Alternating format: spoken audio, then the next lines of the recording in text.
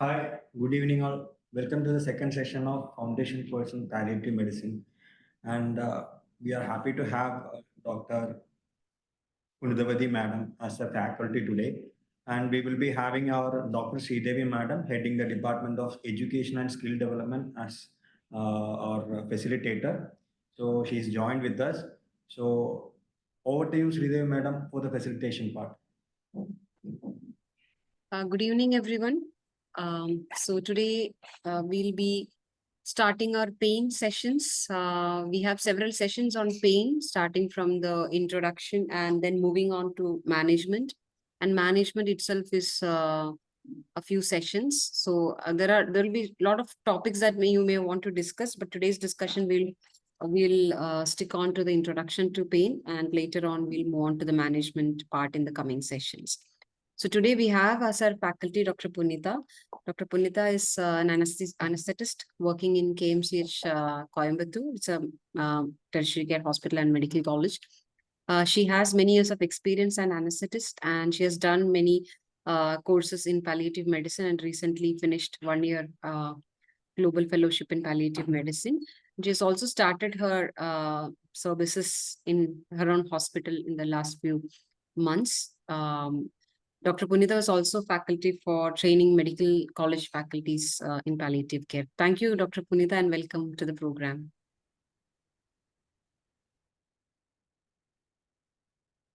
Punitha, you are muted. Okay, can you hear me now, ma'am? Yes, very clear. Yes. Yeah, thank you. It's my pleasure.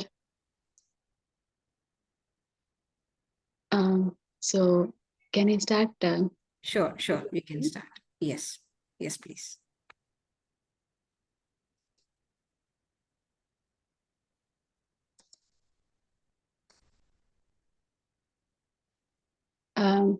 This is visible now?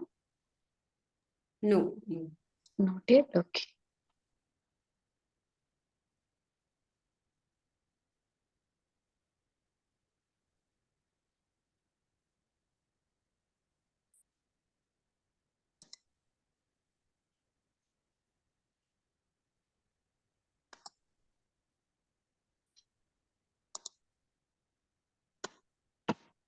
Now is it visible, ma'am? Yes, not in the presentation mode, but we can see the screen. Okay, go to the presentation mode.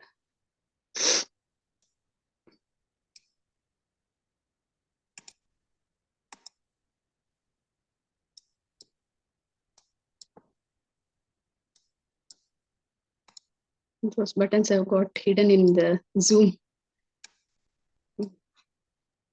You can see the slideshow mode in the top left, right? On your top left near that file. Yeah, I can do that. Yes. Top left, I'm able to see. Now, done? Yes, perfect. Yes, okay. So, good evening, one and all. It's really a pleasure to talk about the very favorite topic for me, the introduction to pain. And as Madam introduced, I'm Dr. Punithavathy Dhanashekaran. I practice in Coimbatore in Tamil Nadu. I was practicing anesthesiology only, but slowly as my interest in pain grew, I started exploring pain and then later palliative. I found that the training in palliative has made me a complete pain physician also and a better doctor also. So with that introduction about myself, I would like to go into the talk for today. So in this introduction of pain, what will be the key objectives for people who are interested in palliative medicine or palliative care? Basically, I will be discussing more of applied anatomy and physiology of pain, not going into very much details, but whatever we need to know to handle pain, to assess pain. So that much of applied anatomy and physiology will be going through. And then the importance of detailed assessment of pain, because there is no specific meter which can measure pain. There is no algometer, like a thermometer. We don't have an algometer. We need to assess pain by clinical methods only, by asking many questions, by observing the patient, by going through the clinical details and putting a lot of our time and energy to assess the patient. So it is our responsibility to know a systematic way of assessing pain. And then final and very important concept of total pain. Unless we are going to understand the concept of total pain, we cannot really completely treat the patient. So let us see how the basics of anatomy and physiology is making sense to us to understand the concept of total pain and how we are assessing the pain. So let us see what is pain first. Are we really assessing pain every time? Many times patient tells pain. We tend to ask very few questions and stop with that. And if we cannot treat pain with simple paracetamol or NSAID, we think patient's pain is in the mind. We all tell that it is all in his brain. But what is a fact is that pain is undertreated. That's why I put an iceberg picture there. It is called the fifth vital sign, but still we do not assess it in right way. Let us see how is pain defined. IASP is International Association for the Study of Pain. They defined first in 1979, but in 2020 they revised their definition. They didn't change much wordings, but as you see, the fourth box has been added. Let me tell you that most of us will, as doctors, we will know the first three boxes. Pain is an unpleasant sensory or emotional and emotional experience, but many times we forget about it. We think it is only physical pain associated with or resembling to be associated with actual tissue damage or even potential tissue damage. So this 3 was the only definition released by ISP before, but now they have modified with 6 expandable keynotes. Let us see what are the expandable keynotes. This is going to make a lot of sense in our clinical practice, especially as a palliative care doctor. What is the first keynote is pain is always a personal experience. It is influenced by biological, psychological, and social factors. So in the first point itself, they have told that it's not only restricted to physical component. It is multidimensional. It has physical, psychological, social factors. Okay. So the second important thing is pain is different, nociception is different. Nociception is just some pain sensation, the electrical stimulus being carried through the spinal cord to the brain. That is nociception. But pain is an experience, what patient is. So we should always believe in the patient. What he tells pain, then we should believe that, we should consider that as pain. So pain is different and nociception is different. The third one is through their life experiences, every person, individuals will learn the concept of pain. The same patient who undergone, for example, if somebody has undergone an amputation of her or his leg, the first few days pain will be different. The next month's pain will be different. The next year's pain will be different. The life experiences will change their pain perceptions. Okay. That's very important for a physician to know and understand. The fourth one is a person's report of an experience as pain should be respected and should be documented. It should not be ignored. We should not think that it is all in the head and I will not explore it. So when a patient tells this is pain, then we should consider it as pain. It is a subjective experience. The fifth one is pain has an adaptive role, especially an acute pain, but it may have adverse effects on the function, social and psychological well-being of the patient, especially when it becomes a chronic pain. This concept, if we understand, we will treat chronic pain in a much better way. We will not expect all the signs and symptoms of acute pain being expressed for a chronic pain patient. So the last and very, very important thing is verbal description is not the only way of expressing pain. Just because a patient is not telling to you that they have pain, it doesn't mean they do not have pain. For example, just imagine somebody lying on a ventilator in an ICU with multiple tubes in his body. Will he be expressing pain? He will be sedated adequately or inadequately. But we really do not know how much of pain he has, where he has pain. He might be having pressure sores. He may not be able to communicate it to us. So communication, no communication of pain doesn't mean that there is no pain. We should be looking for objective signs of does he have pain. We should explore more and more. And the same thing holds good for dementia patients and for children. So just because children do not tell, it doesn't mean that they do not have pain. We should know how to look for pain and assess pain in such special group population. Okay. So these 6 points are very important and key concepts in understanding pain. Let us go to some very basic anatomy and physiology of pain. This is a very simple pain pathway, which is expressed. I hope you can see my arrow. See this from the nociceptor. Nociceptor means whichever is receiving the pain signal when there is a pinch or a knife cut or a burn. What happens? The nociceptor gets stimulated. There are a lot of inflammatory mediators which are collected in the nerve endings of the site of injury. Arachidonic acid metabolism starts. Arachidonic acid is there in the cell membrane. So what happens? Every cell, whenever it gets injured, lot of arachidonic acid is produced, and all that is getting metabolized, and all inflammatory mediators like thromboxane, cytokine, TNF, all that is getting released there. So the nociceptor will get stimulated with those inflammatory receptors. And then what happens? In the first order neuron carries this electrical impulse to the spinal cord. There we have the dorsal horn and the dorsal root ganglion. This small knot in the red color is called dorsal root ganglion. We should know this anatomy because some important phenomenon happens here. So what happens after the signal passes from the first order neuron to the second order neuron? It crosses to the opposite side through the spinothalamic tract, and it goes up and relays in the thalamus. So it's called corticospinothalamic tract laterally. From the thalamus, it is projected to the cortex.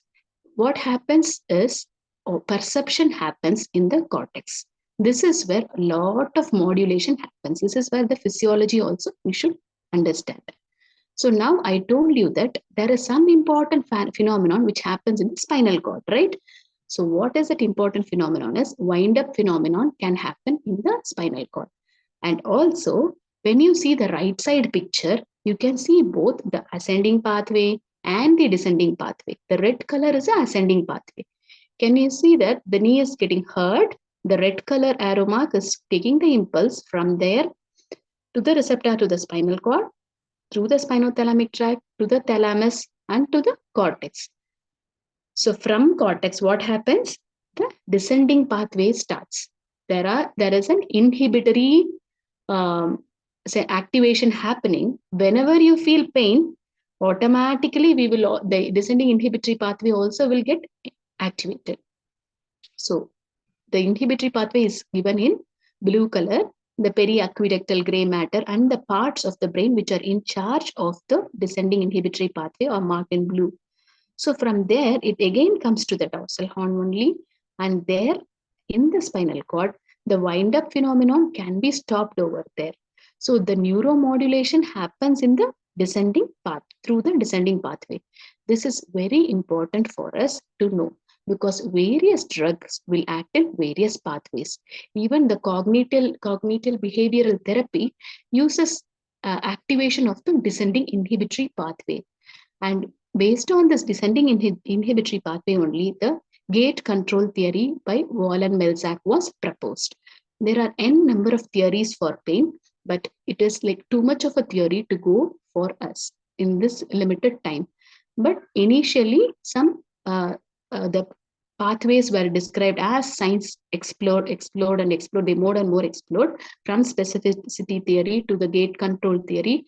Now, whatever theory we have is called as neuromatrix theory of pain. That explains that lot of neuromodulation is happening in the cortex, and the inhibitory pathway is getting activated through many receptors. Okay, the one of the important receptor is called as NMDA receptor. Okay, that is the very simple anatomy and physiology of pain pathway. Okay, clear? If there is any doubt, please stop me. So this is what I call as applied anatomy and physiology of pain. Why did we learn the pathway? Because we saw that the inflammatory mediators are produced in the area of nociception. Wherever stimulus happens, only inflammatory mediators are there. So the drugs are going to act in that area. NSAIDs, local anesthetics and NSAIDs are going to act in that area.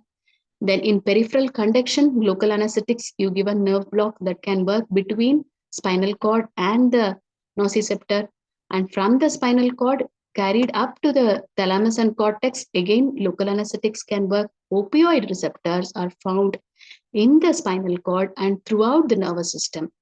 So we will know, we should understand that opioids have multiple areas, including spinal cord to the entire nervous system. In many areas, opioids can work. So this is the importance of knowing the anatomy. What is the importance of knowing the physiology is, we should know that the signal transduction, we should know the 4-step model of pain, that there is something called transduction. It is from the nociceptor to the spinal cord, and from the spinal cord to the brain is transmission. Then from the cortex and limbic system is involved in perception. In modulation, the 4th stage, the inhibitory pathway is also involved. So when we can attack each and every aspect of the steps of pain pathway with using different drugs or using different physical mechanisms, we can control pain in a very effective manner. Instead of thinking that I have given one drug and overdose of one drug, now I can't treat pain. So multimodal, the basis of multimodal therapy, pharmacotherapy, or even physical therapy plus pharmacotherapy, all that originates from this physiology only. That transduction, transmission, perception, and modulation, at every step you can intervene to treat the pain. Okay. So with this, we conclude the basic sciences of the pain. And I will come back to some basic science with central sensitization later. And let us see how we can classify pain. This is a very important classification of pain. Acute and chronic. What is it? It is based on duration of pain, but it doesn't stop there. We know that the importance of acute pain is just like a protective reflex. When there is something hot, you understand that you should not touch again. When there is some injury to your limb, you understand that you can't move that limb again. You can't weight bear on that limb again until it heals. So acute pain is actually protective, but chronic pain is not always protective. So that is a basic difference we all should understand if we have to effectively treat pain. Whenever patient presents to us with pain, the first thing we should ask is, how long is the pain? And is it acute or chronic? We should be able to differentiate between the acute pain and the chronic pain, because the management differs grossly. So let us see what are the basic differences between acute and chronic pain. Acute pain duration is just hours or days, or anything less than 3 months. This is what they call, like more than 3 months, we call it as chronic pain. Okay. So as I told you, acute pain is for protecting us from further injury or to give time for healing. So acute pain is good for us. The chronic pain is not protective. It is a pathological phenomenon. We have to treat, otherwise it will keep on increasing. And in acute pain, you can always find the tissue damage. There will be a trauma, or there will be an inflammation, or there will be some nerve damage. You can always, the patient will always give a history of origin of the pain. They'll give you easy history that from this it started. But in chronic pain, the history will be prolonged. Sometimes they will not be able to tell correct source of pain. Where is it? So from the site to the origin, they'll not be able to give a clear history. Coming to the common characteristic of acute pain, it will be sharp, it will be sudden in onset or gradual in onset, but both the patient will be able to tell. And the localization will be very good. And even if it is a neuropathic acute pain, they will tell a neurodermatomal distribution. Or if it is a somatic pain, they will tell. If it is a toothache, they will point out to the particular tooth that is aching. You can easily localize the pain. But in chronic pain, what happens is lot of sensitization happens. They cannot point out to a single place. And in certain areas like viscera, even acute pain, they cannot point out easily to a one point. Like appendicitis, they tell inguinal, right hypo, what do you call right iliac pain. But when it becomes a chronic pain, they cannot point out to one point of origin. They will tell generally it is aching. So the site cannot be located. Coming to the next important thing is autonomic response. Everyone who is in pain will have tachycardia and hypertension. I don't know how many of you are anesthetists in this group, but when I used to do I was an anesthesia PG, I'll always think that okay, I have given anesthesia now. I'll know to give when to give fentanyl or when to give my next analgesic by seeing the heart rate of the patient, by seeing the hypertension of the patient, by seeing if fast breathing in the patient. All these things point out that even if patient is in anesthesia, you can know that patient is undergoing pain, he is light, so I have to add my analgesic. But what happens in chronic pain?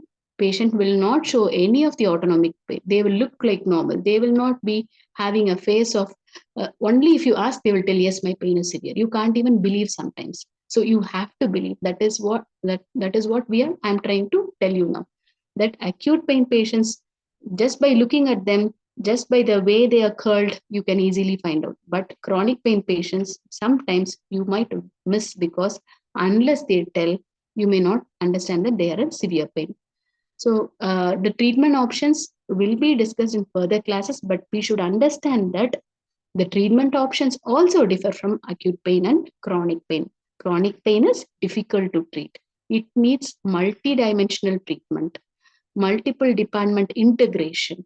That is what, and it needs total pain aspect of care. That concept has to come in treating chronic pain. So that is a basic difference we should understand. The next one is, I think I'm not able to. Goal of treatment in acute pain is pain resolution is the first target. You can, for example, somebody gets a sports injury. What will you do? You'll just put some ice, like any acute injury. What do you tell? Rest, ice, compression, and elevation. You try to immobilize a place, give rest to that joint or that bone, then give some compression, elevate it so that good blood circulation happens, edema doesn't form, then pain resolves. So we always try to resolve the underlying cause, treat the fracture or treat the injury. Or so we try to treat the cause and the pain both together in acute pain. But what happens in chronic pain is many of the times we will not be able to find the cause, or the cause might be not treatable or curable or uncontrollable. So we do only symptom control in them. We give pain control and we try to improve the quality of life as much as possible. Okay. Next is, with that, we come to the next important classification of pain. This is very important because we have to understand, by when we are taking history from the patient itself, we should be able to fit in one of the classification of pain. How am I going to treat this patient? By our questions itself, we can get some answers, what kind of pain this patient might be having. So in this, what we are, how we are classifying is nociceptive and neuropathic pain. Generally, acute pains are mostly nociceptive, but there are exceptions also. There can be acute neuropathic pain also. And generally, neuropathic pains are chronic in nature. Okay. So basic etiological classification is nociceptive pain and neuropathic pain. This is a very important concept which we should understand. There are some questions to ask the patient to understand whether he is having nociceptive pain or neuropathic pain. We will come to that in the later slides. Okay. So in nociceptive pain, how does nociceptive pain originate? It originates from the bone, soft tissue like tendon, ligament, bone, all the sports injury, everything is somatic pain. Or on your scalp you're having, it is a somatic pain. What happens, visceral pain is all the internal organs like liver, heart, bowel, everything is also nociceptive, but still they differ in each other because Visceral pain will be dull and it will be radiating. For example, angina will be radiating to the left shoulder or to the jaw. Bowel pain, not always, it will be very dull and it will be referred to the dermatomal level. So liver pain also, many patients will tell shoulder pain. So visceral pain can have referred pain, but somatic pain generally it is very localized, and you can see the injury or trauma, tissue injury or trauma, and there will be evidences. Okay, and coming to the neuropathic pain. Neuropathic pain can be caused, it is a very wide area. It can be caused just by nerve compression, like in disc prolapse, the nerve is only getting compressed because of the prolapsed disc or because of the edema around. Once you relieve the surrounding compression or edema, the nerve is intact anatomically and physiologically, and the pain gets relieved. It is treatable. And one more is like, for example, tumor is invading around the nerve. The peritumor edema is compressing the nerve. So you give some anti-edema measures or steroids, the compression relieves, nerve is free now, anatomically it is intact, physiologically intact, no neuropathic pain. So we should understand that there are reversible causes of neuropathic pain also. And the next thing is nerve injury. It can be chemical injury or trauma. It can be traumatic injury, like physical injury. Okay. In diabetes, we get peripheral neuropathy, right? Those are all like chemical injuries, like because of that metabolic products, end products accumulated, peripheral nerve, small nerve injuries happen. So in nerve injury also, we can divide it, classify it further in the according to the area of injury. If the injury is in the somebody gets a stroke, the pain, from the thalamocortical pathway, there is some injury there. Such patients will also have perceived pain. That is called central pain. The same way as the example I quoted, like diabetic peripheral neuropathy is a peripheral nerve injury and peripheral pain. The third important thing is sympathetically mediated pain. That is, again and again, what will happen is we will not be able to find the cause of the injury. Once upon a time, injury would have happened, or may not be able to trace any etiology also. But the sympathetic nervous system will be again and again amplifying the pain sensation. Pain signals will be continually fired from the spinal cord to the brain, and the hand or the extremity gets swollen. Edematous, we call it CRPS, chronic regional pain syndrome and all. No? That is all example of sympathetically mediated pain. What is the importance of knowing why that sympathetic mediated pain is? If we give sympatholysis, if we block the sympathetic chain, then we can treat that pain. The amount of pain they have will grossly reduce. So these are called as centrally caused neuropathic pains. Okay, this is the importance of classification. This is a very basic classification which we all should remember when we are going to treat various kinds of pain. Okay, moving to the next slide. The next important concept which I would like to add is, it is a bit of physiology, but still it is important. As I told you, as I showed you in the pain pathway, what happens is sensitization is a neurophysiological phenomenon. The pain pathway becomes very sensitive, hypersensitive. Whatever stimulus, just a touch, a simple touch also will be hypersensitized, and it will be causing a response of a exaggerated response of a pain. So such things happen when something called sensitization happens in the pain pathway. So this commonly happens in chronic pain patients, in sympathetically mediated pain patients, and in especially in neuropathic pain patients. So when we are asking the patients will give Dr. history Punitha, like, sorry to interrupt.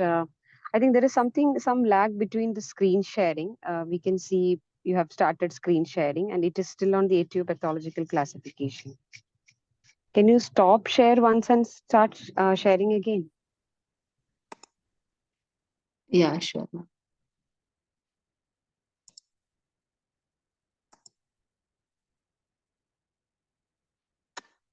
Now, No, it still shows loading from the previous slide. It did not stop sharing at all now. Okay, I should do stop sharing now. Yeah. Stop sharing and then sharing. Yeah, I'll share screen again.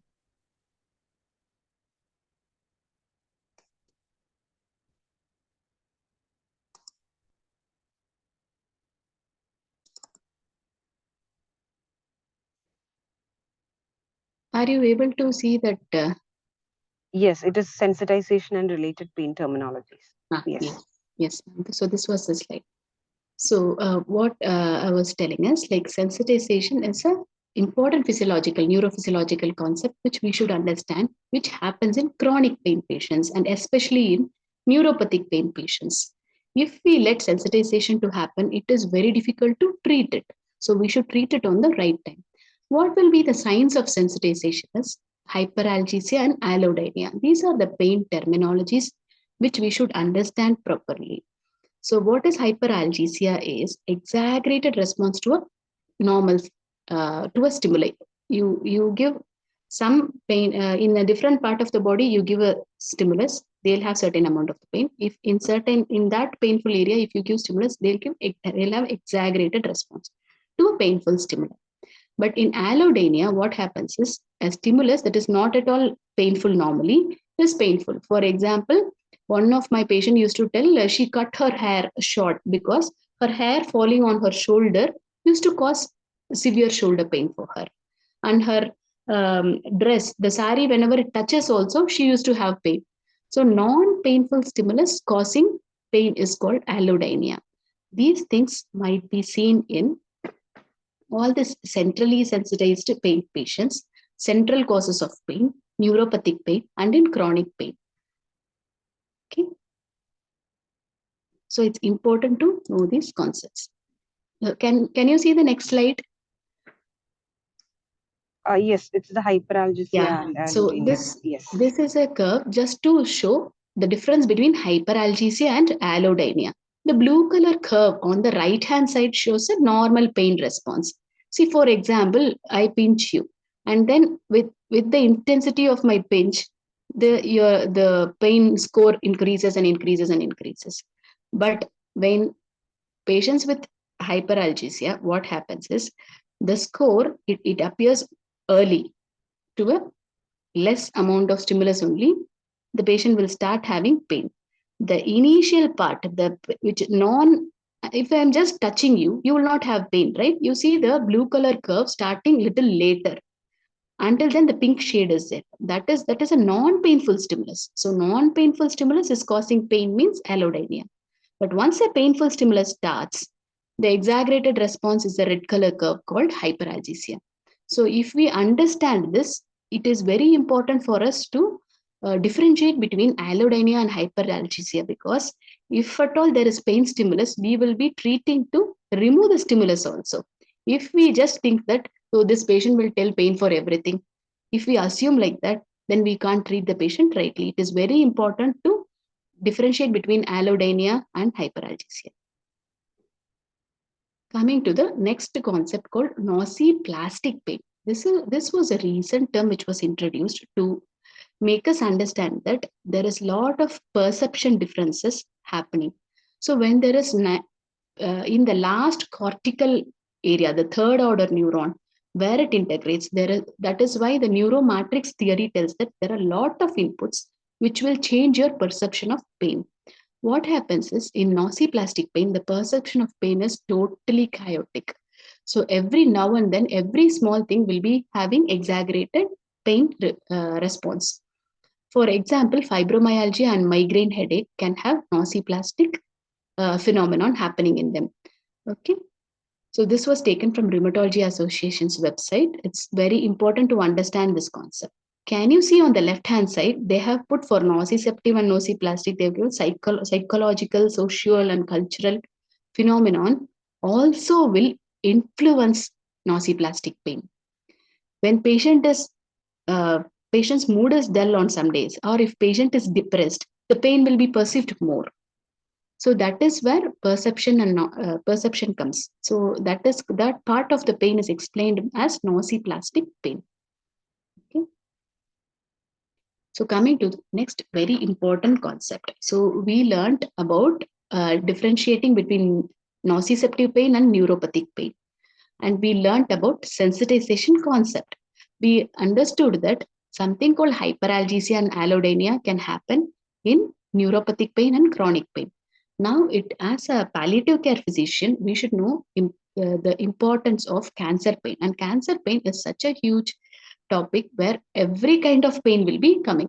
Not only somatic pain, they can have somatic pain, they can have visceral pain, they can have neuropathic pain, they can have injury, they can have very many number of pains. To explain that only, I have given this slide. What can cause pain in cancer? Cancer per se can cause pain.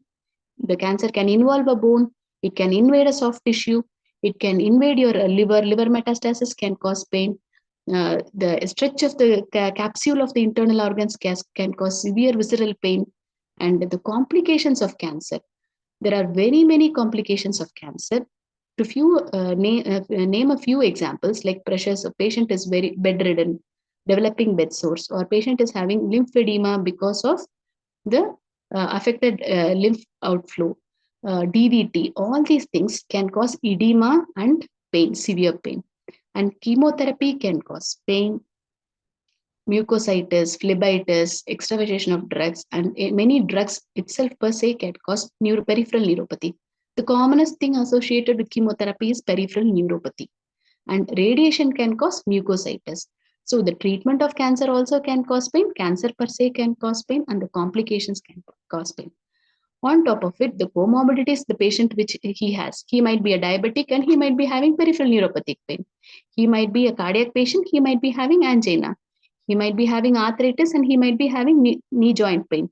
So when patient comes to you, when a cancer patient comes to you with knee joint pain, we cannot tell that I'll treat only your cancer related pain. I will not treat that. So we should be able to assess all the pain and assess everything together and fit ourselves in the total pain concept. So the first line I put the incidence of pain in cancer is 59% to 80%. At any stage of cancer, from the early cancer to the late stage of cancer, patient can have almost like 60%, 59% of patient can have pain. And when especially they come to advanced stage of cancer, 80% of the cancer patients will complain some kind of pain, which has to be taken seriously and treated. And one more thing we should remember is early stages of cancer means very mild pain. That is a myth. Sometimes early cancer can also present with severe pain. So we have to pay attention and treat accordingly. Okay. So cancer pain is a very important concept. How we evaluate it is very important. And there are some terminologies when we are treating cancer pain. There will be always a background or stable pain once we treat. The pain will be generally unstable. When we start treating it, it becomes stable, or sometimes some patients will come with stable pain to us. And there are many patients will have something called breakthrough pain. It happens suddenly and then it will settle automatically or with treatment. This is a type of the pain which is very difficult to treat. Unless we are going probing and finding out how is a breakthrough pain, we cannot treat it. So one type of breakthrough pain is incident pain. Like they will tell when I move. For example, patient with vertebral body metastasis and all, they will tell when I turn, I'm having pain. So for that one moment, we cannot give extra dose, right? So we should know, we should tell them, okay, when you are moving about, when you are going to take bath, morning time, you take 2 tablets. When you are at rest and when you are not moving, you don't have to take 2 tablets, you take 1 tablet. When stable pain is there, you take the fixed dose. So we will be dosing the patients according to the need of the pain. For that, we should know the concept of breakthrough pain and incident pain. Coming to the final and important concept of pain, total concept of pain. This was developed by the icon of palliative medicine, Dame Cicely Saunders. So she and along many others were also researching, but she was the one who propagated it throughout, and she made it the central tenet of palliative medicine, giving a total care. What is total care? You see the patient, patient as a person, as all the aspects of the patient should be addressed. All the aspects of the pain should be addressed. Physical pain is the one which we all discussed so far. what she added was the psychological pain. Like, is the patient in anxiety or depression? We have to assess. We have to ask few questions like, are you depressed? How is your mood nowadays? All these assessments have to be done systematically for a patient. After doing psychological assessment, it is our responsibility to understand if the social situation of the patient is good. Is he having a caregiver? Is she or he having a good relationship with the caregiver? Is the family situation good enough to get the treatment, get that cancer treatment, or get the chronic pain treatment? How is the support system? So if the support system is poor, or the financial issues are coming up, or some other issues are coming up, then the social pain has to be addressed. That is what will be worsening the social aspect of the pain. Then the last but not the least is the spiritual pain. This part of the pain was very much underexplored for a long time, but nowadays it's gaining very much importance. So the spiritual part of the pain is, it has not got I won't tell it has got nothing with the religion, but it is little different from the religion. Even an atheist can have some spiritual pain, some questions within him. Why did I get this cancer? Why did this happen to me? Or some people will have guilt of smoking and then getting cancer and pain. For example, I had a patient who had peripheral vascular disease and his toe was becoming gangrene. As his toe become black and black, every day he will come in guilt. Doctor, because of I smoke only, I got this, no? Like that he will tell. So that for that patient, spiritual pain is more. We should be able to find out or evaluate that is this patient having spiritual pain. If we can find out, we can address that. We can talk accordingly. We can involve professional counselors to talk to them and reduce the spiritual pain. So in all these aspects, we can intervene. Physical aspect, as a physician, we can definitely intervene. Psychological aspect also, most of the times, a palliative physician himself can address, but sometimes we need special help. Like, when there is a therapist with you, it helps a lot. For social also, we always, palliative medicine is practiced in a team, right? You will have a psychotherapist in your team, you will have a MS, medical social worker in your team. So these people will be helping us phenomenally in addressing the other three parts or aspects of the pain. So this is very important concept. So please understand, and if you have any doubt, please let us know. So why did I put that Maslow's hierarchy of needs is, there was one nice psychiatry paper which discussed how physical, this Maslow's hierarchy of needs is for any human being, not only for a patient. Any human being will have some basic physiological needs, like, food, water, sleep, everything is environment, all that is physiological need. Then safety is, you should have a safe place to be staying. You should feel safe with somebody. When you are in a enemy's place, you will not feel safe, right? Then your pain will be more like that. Then you should have the third layer, you can see love and belonging. Then everyone should feel that some esteem, some self-esteem should be there. And the last one is self-actualization. All these spiritual questions come there. Why did this happen to me? Am I doing the right thing? All those questions will come there. So according to these kind of theories only, this total pain concept is built scientifically. Okay. Okay, let us go to the next one. So we have almost finished all the basic concepts of pain. Now we can go for the assessment of pain. My simple, what I would like to tell is, everyone should start assessing pain in this method, methodically. And you should also learn to use a body chart and mark on a body chart what are the pains patient is having. Like, you can name the pain as A, B, and C. Every patient will not come to you with one single pain. At various sites, various pains will be there. One pain will be long-standing. As I told, cancer patient can have arthritis for years together. So you should know to name the pain and what treatment was taken and what is the status of the pain. So like that, you should get well versed with using a body chart. So coming to the pain assessment question, like clinically, we are asking questions. With every single question, we'll get a lot of details to find out what kind of pain it is, how can I treat it. So this is commonly used question as I have put here, my favorite is this Socrates only, because it starts with sight. Where is your pain? How long do you have pain? The question goes in a flow. So sorry. So this goes in a flow. So I try to use this Socrates questionnaire only. I start from site, where is your pain? And I'll name one site. If they tell multiple site, you start naming it as A, B, and C. And then how long is the pain? How describe the pain in your own words. Like with this words, you can find out it is neuropathic pain or nociceptive pain. In nociceptive also, if it is dull aching, you can find out it is visceral pain or it is somatic pain. And you have to ask about radiation. With that, you can find out it is visceral pain or neuropathic. Neuropathic pain will have radiation in the dermatomal pattern, in the nerves pathway only. So such things will give us clue. Then associated factors. For example, a patient is telling, my stomach is bloating and I'm feeling vomiting and I have abdominal pain. Then you will associate everything to come to a conclusion of intestinal obstruction. Okay. And time course. Time course is not only acute or chronic. We should ask them, is it more in the night or in the day or when you're doing something? So such things we should ask. When which part of the day is it more? So accordingly, we can dose the medications. And then you can ask for exacerbating or relieving factors to understand what is making the patient feel better and how can we improvise our treatment. Okay.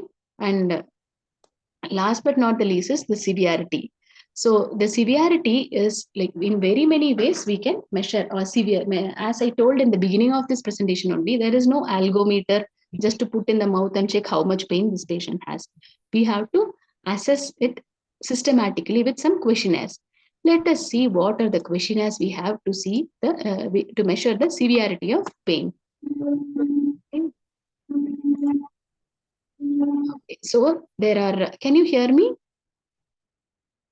Yes, Dr. Punitha, we can hear. Okay, so there are very many pain scales. Let us see some simple pain. Sir, you can't hear me? Okay, so there are many pain scales. The unidimensional, there are something called unidimensional pain scales and multidimensional pain scales. Unidimensional pain scales will be very much physically oriented. It will measure only the pain, not the other aspects of pain, not the psychological aspect, not the social aspect, not the spiritual aspect. It only assesses the physical aspect of pain. This table tells that even for neonates, we have a pain scale. Even for infants and toddlers, with the according to their body habitus and the face appearance and all, we can assess pain. And for preschool and school age people, the famous Wong-Baker Faces scale is used to assess the severity of the pain. For adults and the adolescents, we can start using numerical rating scale or the visual analog scale. Let us see this scale. This is the famous Wong-Baker Faces scale. Everyone will be aware of this. We just see the face of the kid, or we can ask the baby also, preschooler, to point out how much pain they have. Accordingly, we can translate it to the NRS, how much of pain score they have. If they are crying, then it means it is a worst imaginable pain, and we put score of 10. If we see that they are not happy also, not sad also, but they are looking little worried only, then we can match accordingly and put that it is severe pain. So coming to the next commonest use scale is numerical rating scale. So in this, it is very important to categorize. The categorical scale is what we use for all treatment purposes, or when we are communicating with each other, we will use these terms only: mild pain, moderate pain, severe pain, and worst pain. So the score of 0 is no pain. The score of 1 to 3 is mild pain. The score of 4 to 6 is moderate pain. And the score of 7 to 9 is severe pain. 10 is worst imaginable pain. That is like with tears, the picture was given. No, that kind of pain is worst imaginable. So when you see somebody crying in pain, then you put a score of 10. And the below one is visual analog scale. Some people who cannot tell in numbers, you show this 10 centimeter line where they point out, tell them that this end is no pain and that end is worst possible pain, and tell them how much does it pain. So they will mark it, you measure it, how much centimeter it is, that much is the severity of the pain. That is called visual analog scale. This visual analog scale also can be marked as 1, 2, 3, 4. So next is for pediatric scale. As I told, there were a lot of other, for neonates also such scales are there. FLAC scale is a commonest scale which is used in pediatric. Some modified FLAC scale is also there, which can be used for people with communication disability also. So this is based on the appearance of the face. How is the face? What expression is seen on the face? Then how is the baby keeping the leg? How is the activity of the baby? And what is the quality of the cry of the baby? And how is it consolable? Which, how much difficulty is it to console? According to these factors, you give the score as 0 score, 1 score, or 2 score. Then finally, you add up the score and then write the severity of the pain. And one other special population is people with advanced dementia. So the communication reduces and reduces as dementia advances. So for such people, we can use something like a pediatric scale only. You can see that. So the pain-AD scale is one of the famous scales used for advanced dementia. So it also has, based on the breathing, vocalization, and like shouting, when the patient is groaning and moaning loudly and all, then you put a score of 2. By seeing the facial expression, if they are smiling or not expressive, or they are like frowning, you will keep on increasing the score, and with the body language and the consolability. So you put 0, 1, 2 score, finally total up to know the severity. Why is it important to measure the severity? Is then only we'll know, is the intervention what we are giving working or not. So may it be pharmacological intervention or some physiotherapy or whatever intervention we give, is it working or not? We can know only by serially monitoring the severity of the pain. Okay, coming to the important thing is multidimensional pain scales. This is very important for any palliative physician, because it only treats the total aspect of pain. The McGill's pain questionnaire and brief pain inventory will cover all the 4 aspects of the pain, patient's pain, total pain. It covers physical aspect, psychological aspect, social aspect, and every aspect, almost all aspect will be covered in these questionnaires. I will, in the next slide, I'll show you the questionnaires. The last 2 questionnaires are commonly, like in my pain clinic, I'll have all these, I don't have McGill's, but BPI, fibromyalgia questionnaire, and DN4 questionnaire will be handily kept so that I can easily differentiate when a patient tells pain. I'll just check this questionnaire and see, okay, does she fit into fibromyalgia? Or does she, with DN4, you can find out that whether patient is having neuropathic pain or not, just from the history. Let us see these things. On the right-hand side is a McGill pain questionnaire. This was developed in 1970s itself. Like Melzack and McGill himself, they designed this questionnaire. You can see a body chart on this. And comprehensively, they will ask for many wordings will be given. What kind of pain is it? In this top right corner. Then the temporal change of the pain is there in the part 3 of the questionnaire. Part 4 is the severity.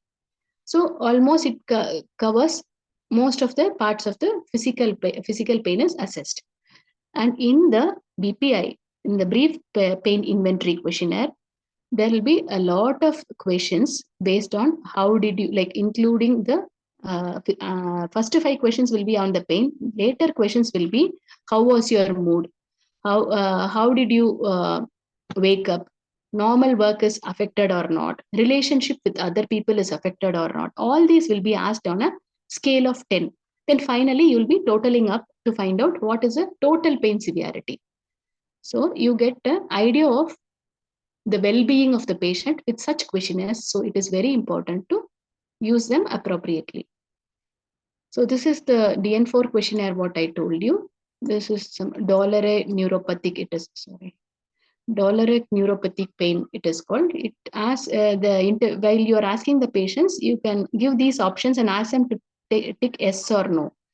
So you ask for burning, painful cold, or electric shocks. These things will tell that it might be neuropathic pain. Then question 2 is tingling pains, like paresthesia you're assessing. Tingling, numbness, itching, all this will come under paresthesia.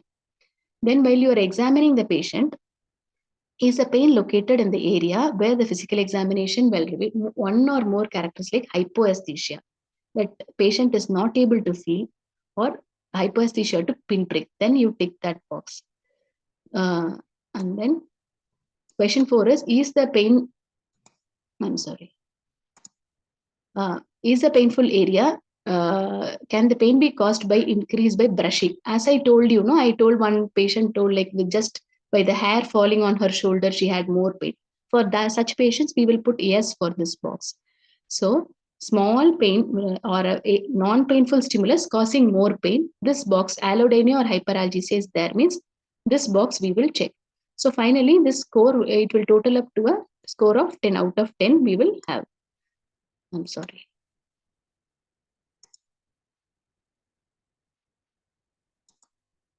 Are you able to see my next slide? Yes, yes, The widespread pain index. yes, we can. Okay. This scoring is for ruling out fibromyalgia. Basically, fibromyalgia is very difficult to diagnose.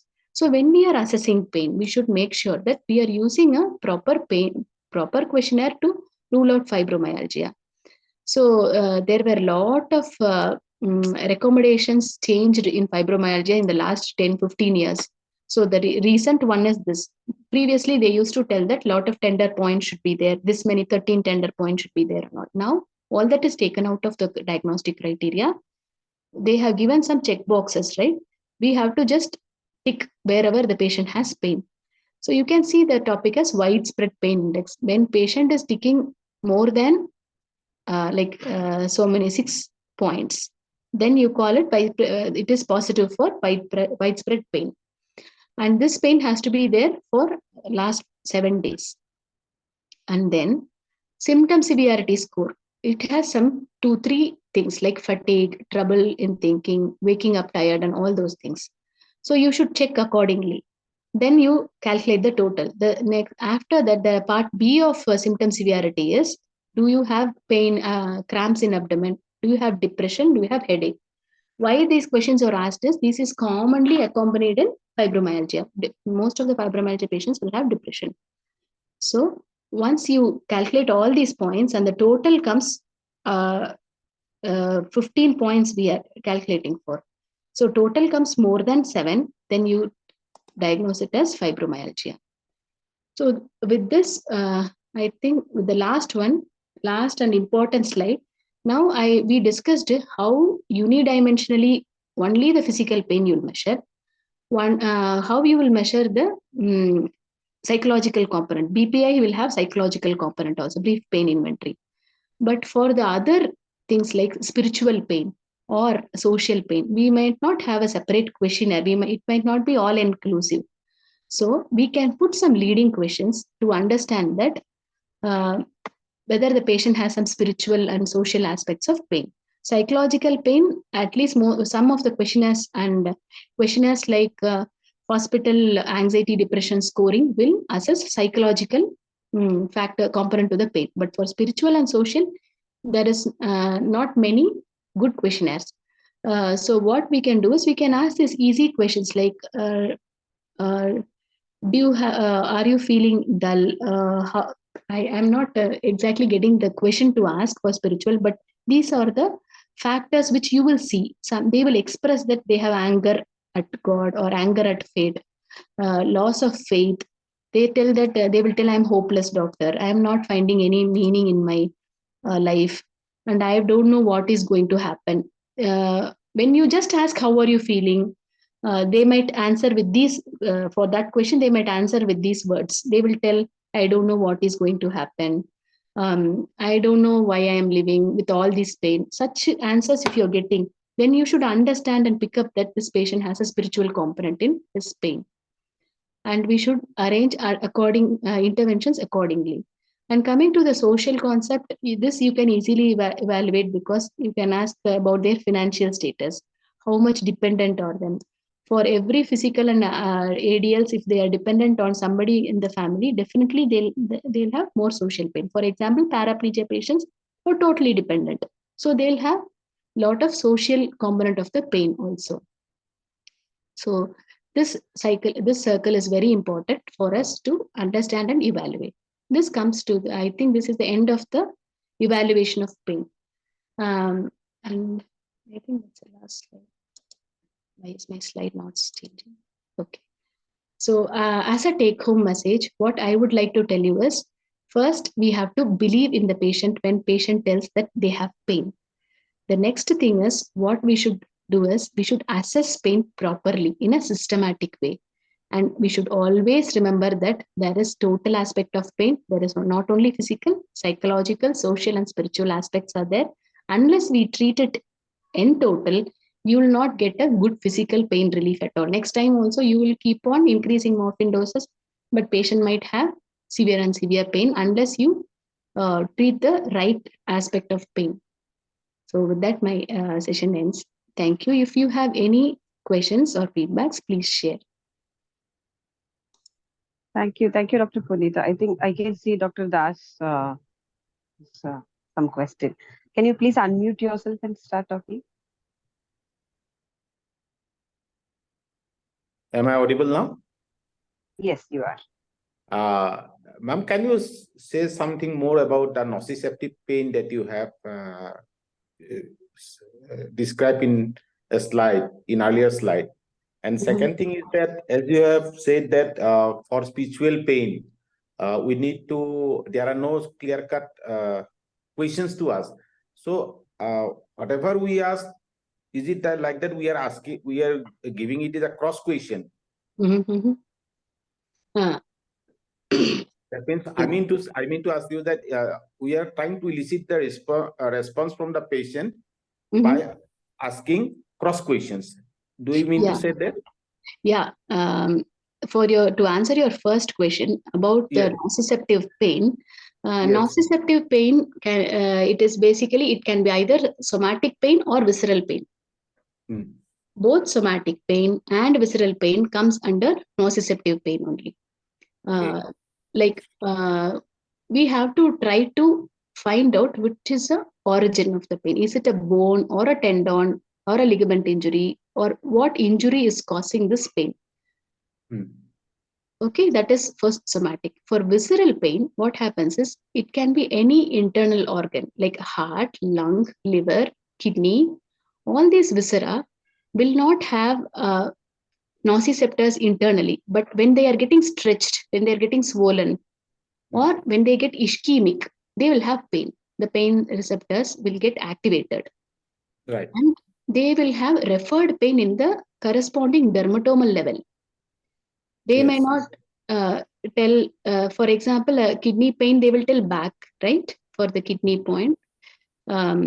Same way, angina, they will tell left shoulder pain. Not exactly on the precordium, they will tell pain. So, can I interrupt, ma'am? Yes. Can I interrupt? That means you mean to say that for visceral pains, it will be shown up in other organs itself. Yes. Or in other part of the I mean to say body. So which is not related to the original pain. We will not be able to pinpoint to the site of the liver. Right. So thank you, ma'am. Nociceptive. And about spiritual pain, I have read about a questionnaire for spiritual pain.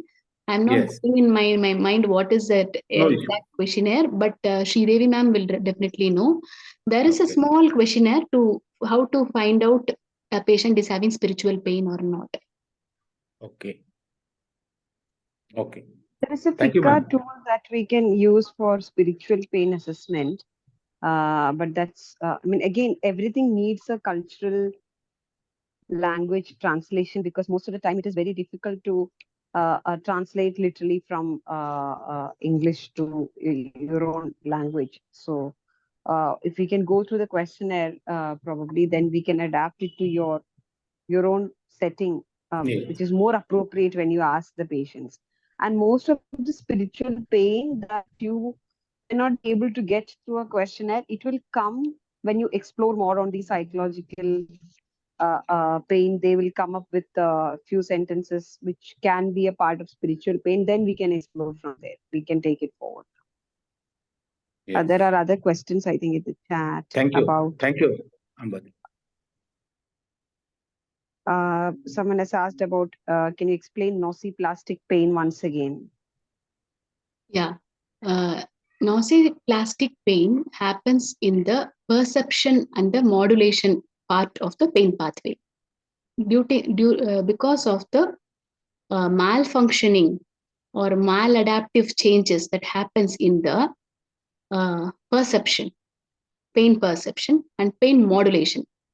So I told you 4-step pathway, like transduction, transmission, and all. In that, the final area only the malfunction happens. So that is where that is what is called as nociplastic pain.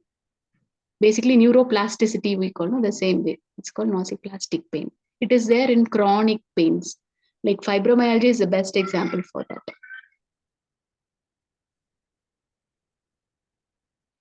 Any other questions?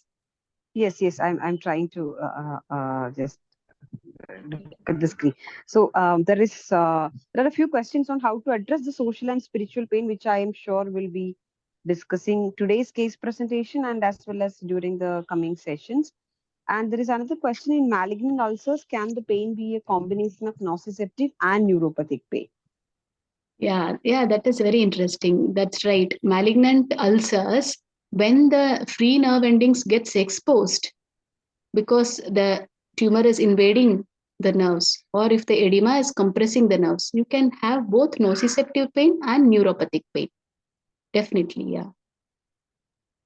And there is one more question: can referred pain be identified, or is it a diagnosis of exclusion?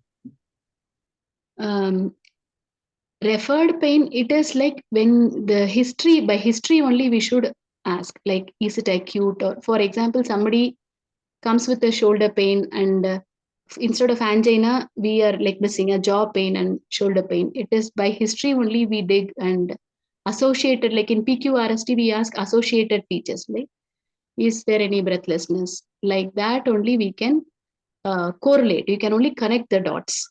Otherwise, with referred pain, we will miss the pain. That is why systematic assessment of pain is required.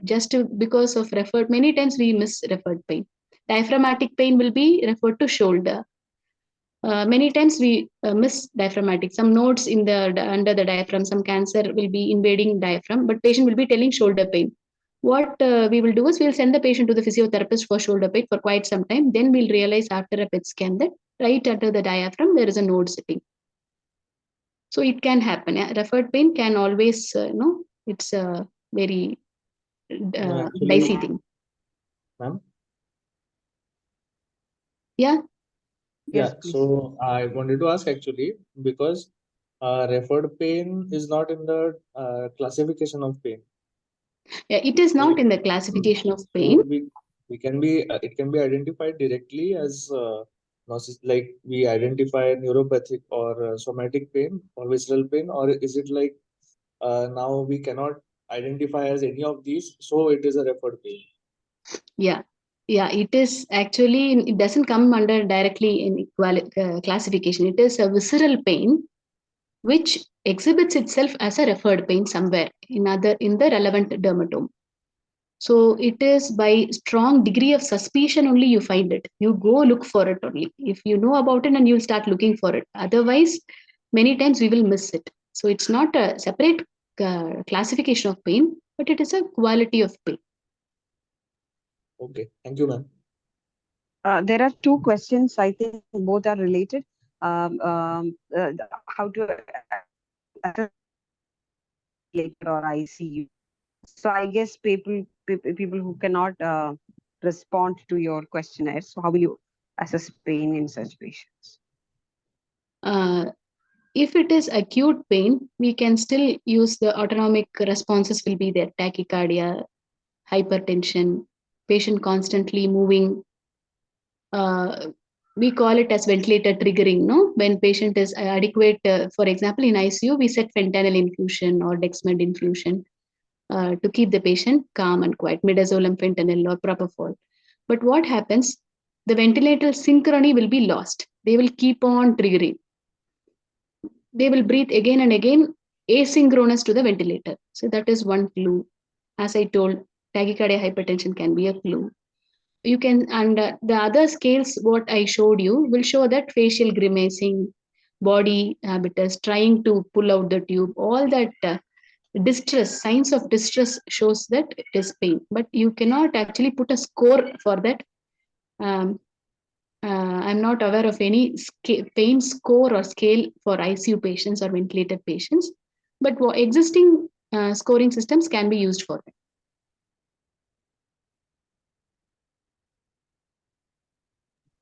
Thank you. So we'll move on to the case presentation and take, if there are more questions after that related to that, we can take questions later. Yeah. We can move on to the case Yeah, presentation. sure. Thank you, madam, for such a wonderful session. And I'm moving on to the case presentation part.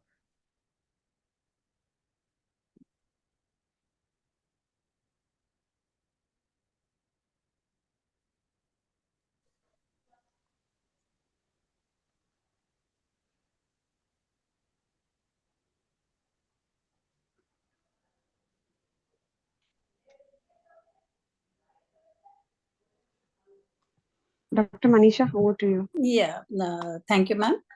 Good evening. Can you hear me? Yes, we can hear. Yeah. So good evening, everybody. Today I'm going to present, I'm Dr. Manisha Jaiswal, a consultant pain and palliative care physician from Eastern India Palliative Care in Barakpur, West Bengal. So today's case is a 50-year-old female who was diagnosed with a CA cervix. So she presented with these symptoms: constipation, heartburn, tiredness, sleeplessness, perineal pain. Now, the constipation was a chronic constipation she had for a long time. This was due to the drugs also. She complains of heartburn and tiredness. She's always tired. She cannot do her daily activities. Sleeplessness, she cannot turn sides when she's lying on the bed, even at night. And the pain which she complains of is in the perineum. Now, initially, the pain started after the radiation therapy, but it was reduced with morphine. But now the patient's pain is not controlled, even with higher doses of morphine. So during the assessment of pain, we found her scoring, her NRS score to be 8 out of 10. The nature of the pain was throbbing, and it was localized to the perineum. There was no radiation. Among the precipitating factors, she said that it is a constant pain which increases on physical activities. Though there is pain even on lying down also, but the increase is there on doing some physical activity. There were not many alleviating factors for the pain, but there was some amount of decrease on rest and on taking medications. And this pain was affecting her activities of daily living. So now we come to the history. The patient had a copper T inserted 10 years back. After a few months, she noticed that there was profuse bleeding. So she went to the hospital and the copper T was removed. And during removal, a dead and rotten fetus was found in the uterus. However, even after removal of the dead fetus, the patient continued to bleed. So a biopsy was taken and the patient was diagnosed with CA cervix. The patient was treated in a government hospital with 6 cycles of chemotherapy and 30 doses of radiotherapy. So the patient was fine for a few years. Then in 2020, there was a recurrence of the disease. That means the carcinoma of the cervix recurred. The patient was in severe pain, and at that time, she was referred to our clinic. The patient was started on morphine, 5 milligram Q4 hourly, and there was a significant reduction in her pain score from 8/10 to 2/10 within 1 month. So since then, she has been visiting our clinic, and her dose of morphine is adjusted according to her requirements. It had been increased several times and then again was static for a long time, then decreased, again increased. But for the last 1 month, she is again complaining of pain, which is not reduced even on taking a higher dose of morphine, that is 30 milligram Q4 hourly. She does not have any other comorbidities. On examination, her pulse was found to be 78 per minute. BP was 100 by 70 millimeters of mercury. Respiratory rate was 18. Weight was 47 kg. Oral cavity clean. Skin was intact and moist. Mobility, she moves independently, but at present she is in a painful condition. On systemic examination, cardiovascular system was normal. Respiratory system was normal, neurological system, abdomen, musculoskeletal system, all of these were normal. Treatment, at present, her medications are tablet morphine, 30 milligram Q4 hourly. Haloperidol was added by me a few days back when she came to see me, 0.5 milligram. Bisacodyl 2 tabs HS, pantoprazole 1 tab, an empty stomach, and iron and folic acid 1 tablet daily. Relevant investigations which were done last were on 25th November, where our hemoglobin was 6 gram%, total count was 5,000, differential count, neutrophil 68, lympho 30, monophil 1, monocyte 1, eosinophil 1, basophil 1, urea 40, creatinine 1.1. Now, psychosocial aspects, the primary caregiver is her husband. They have 2 sons who are now working as tailors to meet ends. Their father was a major earning member, but due to some disease in his leg, he can no longer work. So both the sons have left their studies and are now working to meet the expenses. They do take care of their mother. The family has taken loan from a private bank for the treatment. They are not in a position to repay the loan. All 4 members live in a single room. The patient wants to have a bigger house because she wants to see her sons getting married. They do not have a good relationship with their relatives. They are believers in God and pray constantly. So the present medications, morphine 30 milligram Q4 hourly, haloperidol 0.5 milligram HS, bisacodyl 2 tabs HS, pantoprazole 1 tab empty stomach, iron and folic acid 1 tab every day, and review after 1 month. Now, the main concern of the patient, first is the recurrence of pain, which was initially controlled with morphine, but now is not controlled. Tiredness, because patient is always feeling lethargic and cannot do any work.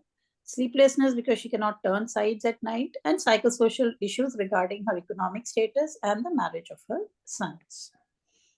So to summarize, a female patient aged 50 years has been diagnosed with CA cervix 10 years back. She received chemotherapy and radiotherapy and was on morphine for the control of her pain together with other symptomatic treatment, and there was a good response initially. However, for the past 1 month, she is again suffering from episodes of pain which are not relieved even on taking morphine. During her last visit, haloperidol 0.5 milligram has been added. She has a few psychosocial issues which needs to be addressed.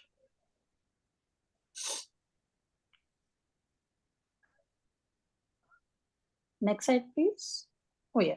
So the points to be discussed is what else can be done to relieve her pain, number 1. Number 2, is the recurrence of pain purely physical, or is it due to the psychosocial components also? If we address the psychosocial issues, can we expect a better pain relief? And number 4, what is the cause of her tiredness and how to address it? So it is open for discussion now. Thank you, Dr. Manisha. Thank you. So we'll stick on to we'll not go much more detail into the titration of morphine and medications because we have upcoming sessions on that. But I would like to ask the participants, if you have a patient like what she described, how to go ahead with the assessment, what all questions you will ask for getting a proper picture, intensity, nature, radiation, what kind of pain we are dealing with. So what else that you want to ask or record in this assessment? And we'll take the second and the third question. How will we explore more about the psychosocial and how will we address those? So over to the participants, anyone can respond.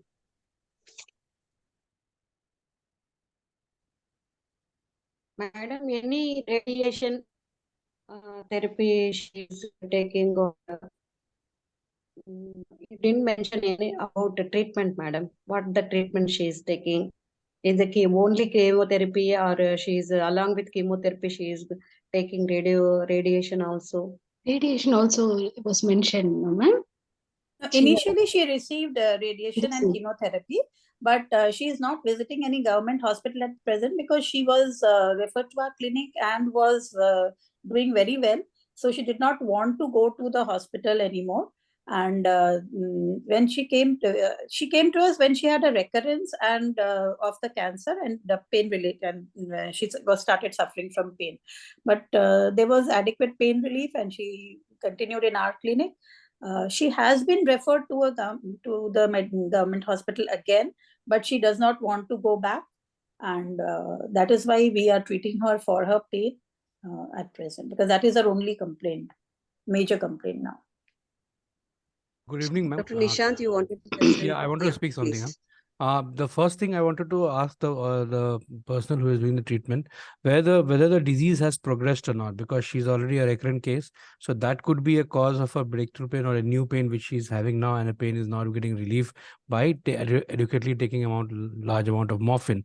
So if she has some vertebral pain or neuropathic pain component because of a compression of vertebra or vertebral meds, those could cause the increase in pain. That could be one factor that could be responsible for her not responding to the adequate amount of morphine what she's been given. Second, she also has constipation. All those features are there. Then psychosocial component, like her husband is not working, they are not having more. That can be the secondary factor.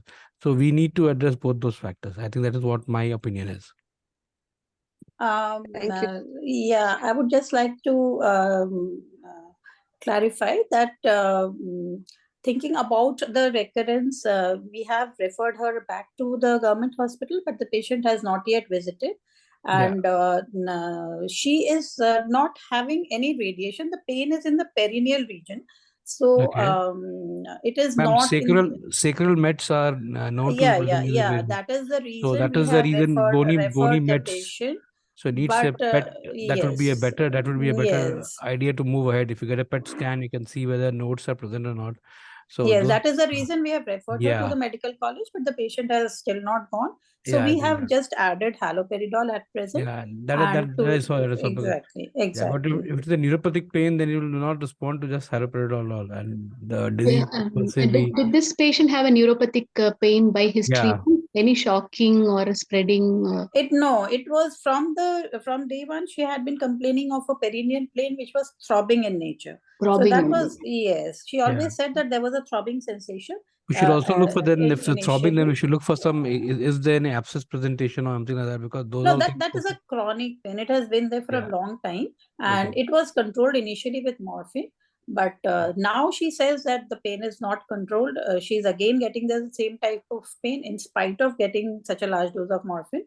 So that is why we have again referred her to the government hospital to see if there is again a recurrence or some other meds that could be the cause of the pain. Or there could be the psychosocial components also involved, obviously. That is the reason for this discussion. But I think we should rule the pathology first before we jump to the psycho. That is obviously there, but that will take time. The pathological cause needs to be ruled out first. What I feel is physical components should be explored in detail first, and as other people have also pointed out, and at least if they're not affordable, an ultrasound or a simple X-ray cost effectively can show any osteolytic lesions in the sacrum, if any, pelvis X-ray or hip joint femur X-ray, all that can show if there is any meds, skeletal meds. So in assessment, in pain assessment, we if we cannot do a PV examination, a gynecologist can do. That's a cost-effective examination to see if there is any abscess or any pus draining from anywhere. We can treat the infection, which is a reversible cause. So in such patients only, we should try to treat whatever the correctables we should start doing. If there is any infection or inflammation, we should start put NSAIDs. Her creatinine is high. And regarding the tiredness, she is obviously anemic. It will be anemia of chronic disease or anemia of cancer or chemotherapy, radiotherapy, everything. So iron supplementation and associated factors, constipation is there. I feel constipation, if it's rightly treated, much of her pain will come down because it's all in the same place, right? So whenever abdomen bloats and you have when constipation is rightly treated, some amount of perineal pain can come down. It's all many components only. No single treatment is going to help reduce this pain. And other than that, the psychosocial issues should be further explored. What is her fear? Because she is a relatively 50, she's in her 50s, right? So she'll be having a lot of other social responsibilities also, as Dr. Manisha rightly she has covered all the aspects nicely. And no other new site of pain has come up clinically, at least. But it might be right to, I know that the people are cannot afford to do a immediately PET scan more than 10-15,000 to find out metastasis, but a simple X-ray can find out if there is any bone mets. So in our pain assessment, to be comprehensive, that should be included. A gynecological examination, simple trained gynecologist can examine and tell us, is there anything tender in the when they do a PV? Or, that can help. Because I have seen some CA cervix patients coming up with pyometra post radiotherapy. Then if you treat them with antibiotics, they get a lot of pain relief. So infection is a treatable cause. If there is an abscess, you can just drain it, and that's a treatable cause. So morphine dose will be getting escalated for all these reasons. So we should look actively for other causes. A simple ultrasound will not be as expensive as a CT scan or a PET scan. So that if she's affordable to do, we can go, and it means an X-ray and an ultrasound might help, and a gynecological examination will definitely help. And anemia is such a correctable cause for tiredness. Constipation has to be addressed. These are associated factors in the pain evaluation. If we go systematically, we will not miss these correctable causes, which is in our hands, which can treat. Which can be treated without further investigations. Constipation and anemia and all, without further investigations, we can treat. And the quality of life will be much better. That's thank you, ma'am. I just want to ask that since we do not have the freedom of getting any investigations done for the patients for free, we always refer them to a government medical college. So can we start steroids for the patient without doing any investigation? Empirical steroids is questionable in such a scenario without ruling out any infection. If it's an abscess, at least a gynecological examination and no pyometra, no because empirical steroids, I'm little. Yeah, that's what I just want to ask. If at least an X-ray will be like 200 rupees or 300 rupees for a skeletal X-ray to take. It doesn't steroid per se will cause osteoporosis, so that is again the bad. Yeah, so now what Dr. Manisha is meaning to say is, if it's a bone mets, for bone pains we use steroids. That's what I'm asking. If you're suspecting, so because she cannot afford so many investigations at present. So like I did not want to start her, so that's why I'm asking that should we start before we continue, or should we just get all the investigations done and then go for Ma'am, in the chat, I can see a lot of discussion on morphine and tolerance. We have not reached there yet. We have not even discussed about possible higher dose of morphine that we can go. And I think it is very important. Sorry to interrupt the discussion, but it is very important. Still, my brain is working around the proper pain assessment. When you give morphine, we say inadequate pain relief or adequate pain relief. What does that mean? Is it 10 by 10? Out of 10 by 10, you have reached to 5 by 10, or from 10 by 10, you have reached to 7? So from that, without any investigation, most of the time we will know whether the pain is opioid sensitive. So can I increase morphine? What are the side effects? So that proper pain assessment after each dose increase. So now she is on 30 milligram of morphine. Suppose her pain was on 10 by 10. What is the pain score after morphine, and for how long? Is it because that the pain relief is not lasting? So all these aspects are there. We will be discussing that in the session on morphine. So I'm not touching on the tolerance part or the highest possible dose, but there is a very relevant question there. I think Dr. Manisha is also asking kind of the same question. If the patient is not willing for any investigations, how are you going to manage this patient? I think 2 or 3 people have asked. I think Dr. Manisha is also in a situation where she cannot expect more investigations to be done, and a patient may not want more treatment. So how are we going to go ahead with such pain as one? How are we going to help this patient? That's one thing that I would like to ask everyone. Patient doesn't want any investigation, or you are not in a position. Very often we are not in a position even to send for an X-ray. So then how will we go ahead with the management. Yeah, if I can have a take at this, I think as has been rightly pointed, to evaluate once is not enough. So we really need a reevaluation. That is how we should start. I think few very simple things before jumping to treatments would be to find out the real issues. Physically, I think a general physical examination, even if not a gynetrine, a per speculum examination, if we see pus or pyometra, anything as such, tenderness per se, can really point us towards a possible infective or something local happening. Uh, Bony tenderness can be an option physically before we jump to before we can if we cannot afford for even an x-ray or she's not willing. Bony tenderness can point towards a possible bony mets at many instances as well.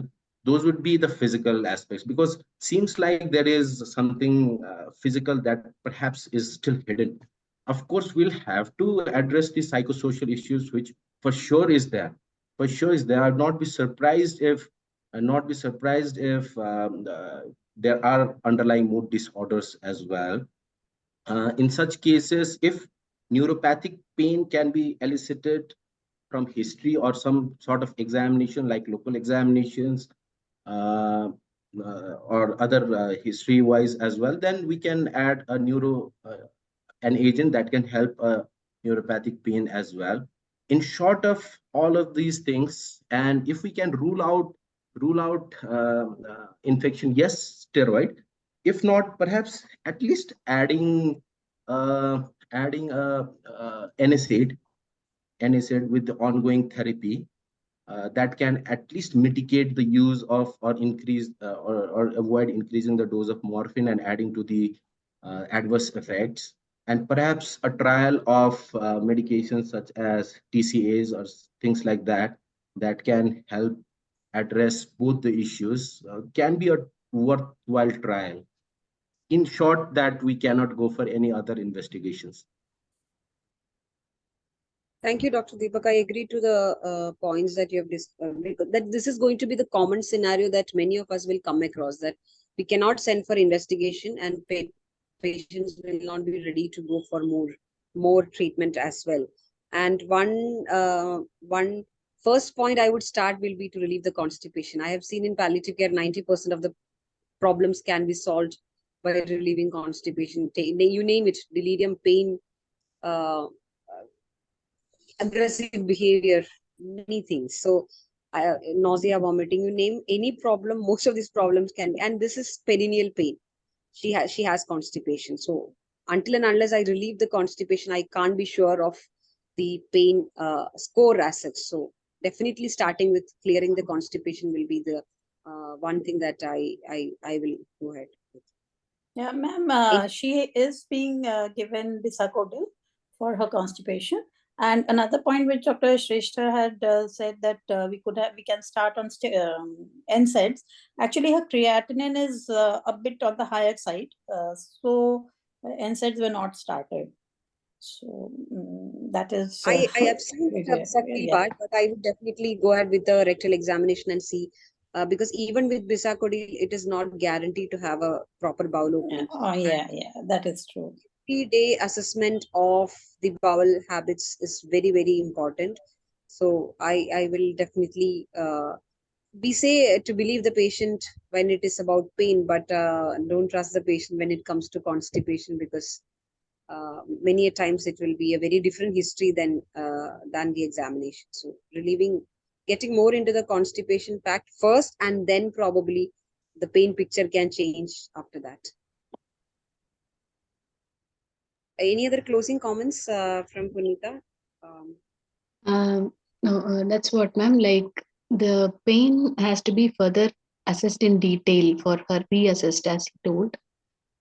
Is it a new pain or it is an already existing pain which is worsening, and infection has to be ruled out. If not possible for investigations, at least clinically, like looking for tenderness, bone tenderness, doing a PV and PR can show us, give us some clue. And constipation definitely should be treated. Anemia and constipation are very much reversible components in her cause for distress.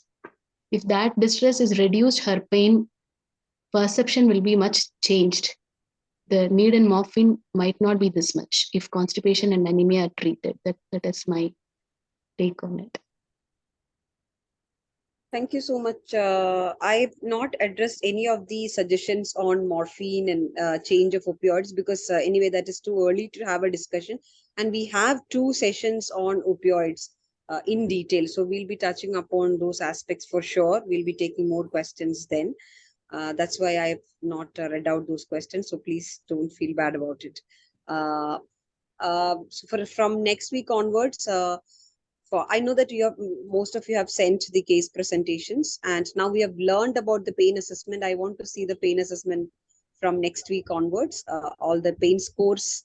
When you say patient is in severe pain, I do not understand anything. I am not seeing the patient, so I have to see the patient through all of you, or the expert who is there in the session should be able to visualize what kind of pain you are talking, where it is, what is the radiation, what is aggravating the pain. So we'll from next presentation onwards, we'll expect good pain assessment in the slides also.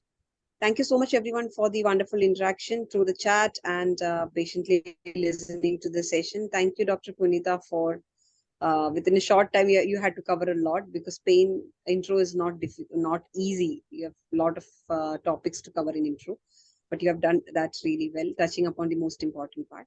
Thank you so much, everyone. See you all for the next session. Ambari, over to you. Yeah. Thank you, Manisha Madam, for this case, and thank you, Punitha Madam, for the wonderful session. And we will be sending a feedback message to you. So kindly please all respond in that. And thank you, Sridevi Madam, for the wonderful facilitation. But have a nice day. Bye.